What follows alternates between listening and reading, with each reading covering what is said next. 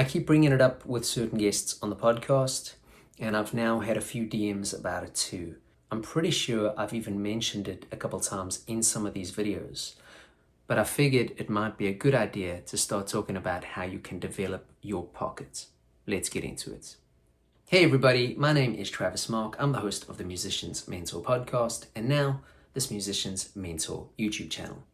Regardless whether you have been to the channel before or not, welcome. Please do me a favor while you are here and hit that subscribe button. Thanks. So what exactly is playing in the pocket?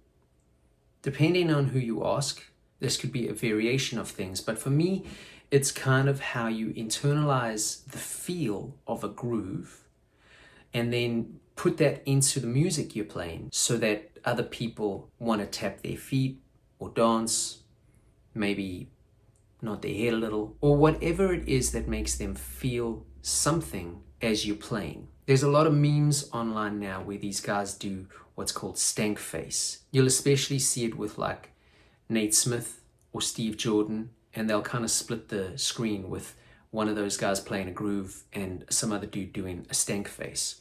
Now, whether that deciphers pocket, I'm not sure, but you will feel when you're in it, and it is something that can be developed. So here are a few things that you might want to try if you're trying to improve your pockets, or if you've never done that before. Here's a few things that might at least get you started. So tip number one is practice slower. We all become so obsessed with speed, and it's almost become a stigma that if you play slow, you're no good.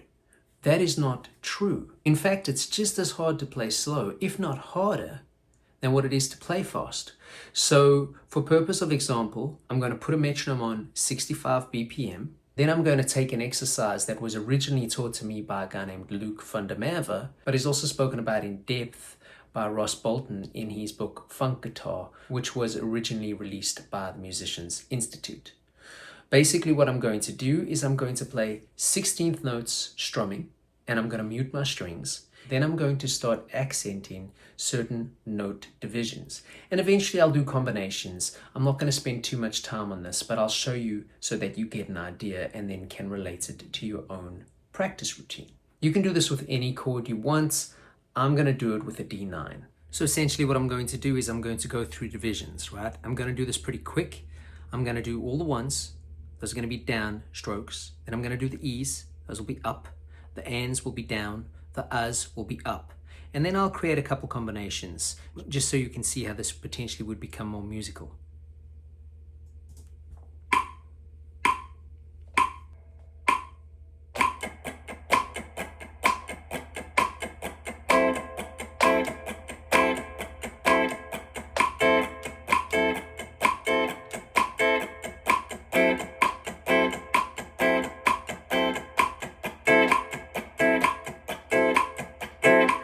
What I like to do is then think of like a drum groove.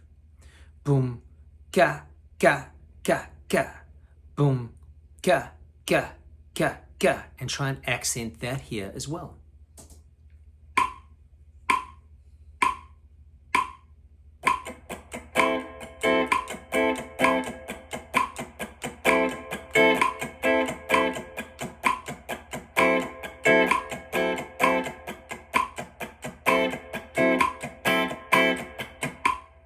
You can pretty much do whatever you want. Ba, ba, ba, ba, ba, ba, ba, ba, ba, ba.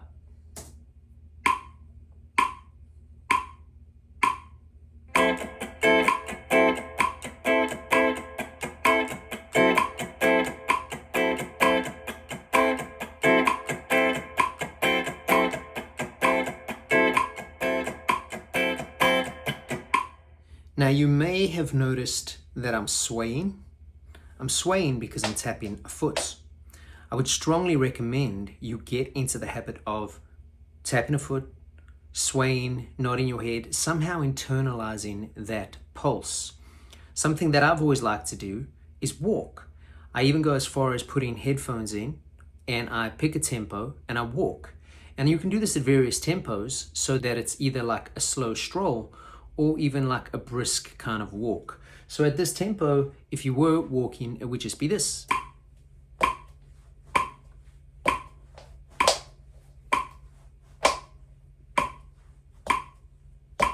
So earlier I was taking the snare drum rhythm with that groove that went boom, ga, ga, ga, ga, boom, ga, ga, ga, ga. On a kit it would be, or I could replace the one snare with a kick, right? Pretty easy.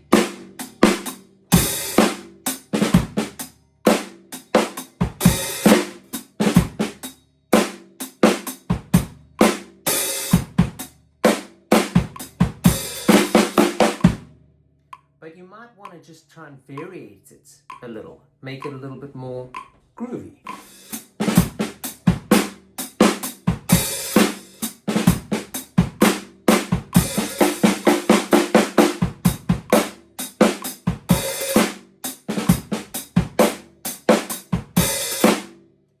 You could also potentially take something like single stroke rolls and accent the hits and then place that on different drums, or maybe accent with crashes or whatever. So if I took that same rhythm, it would be this.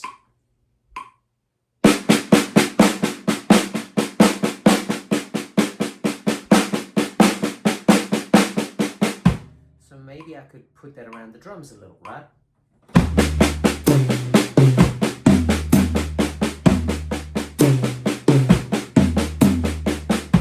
Sound that impressive at 65, but imagine what it would sound like if I sped it up.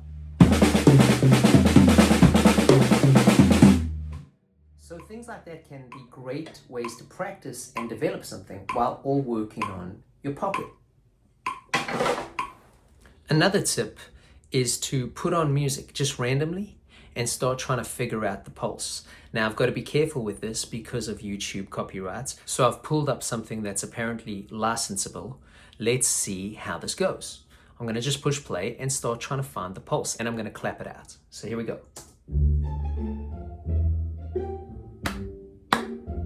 So I'm just tapping quarters or crotchets, but you could do halves.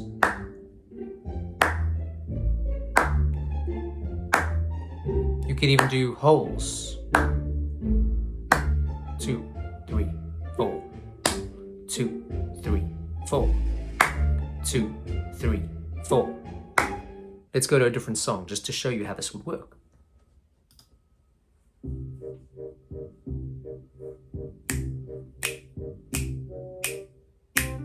There's my quarters. Again, if I want to do halves, 1, 2, 3, 4. 1, 2, 3, 4. Or I can do combinations. There's a bossa nova clave.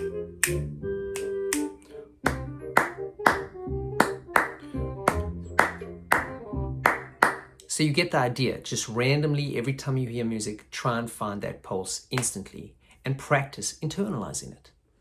My second last tip in this regard is record yourself. It's become easier than ever to record your practice or even your gigs, whether you do that with the audio notes on your phone or you use your camera. Have a way to constantly go back and critique your playing, not in a negative way, in a positive way, so that you can see if you may be rushing, if you may be dragging. These are things you want to avoid. Additionally, as usual, and I've said this a million times, but study the greats. Pick the players you are inspired about and potentially trying to emulate and study them. Really play along with those records. You can even go as far as transcribing those parts so that you make sure you're doing the same thing constantly, if that's what's called for.